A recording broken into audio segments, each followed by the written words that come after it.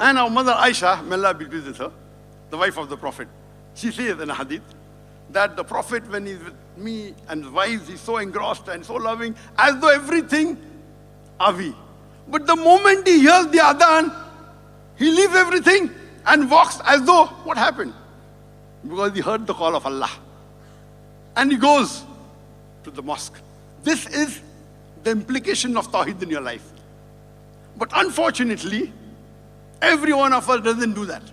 Or most of us doesn't do that. Many people say, you can call me 24/7. You want to meet me? You can meet me 24/7. This statement is an ignorant statement. And when really is an important person, and I want to meet him anytime, I say you can meet me anytime except during the time of Salah. I never tell anyone 24/7. 24/7 is only for Allah. Besides Allah, no one else can I say 24/7, not even my wife, not even my son. But it's a common statement we say in English, 24/7.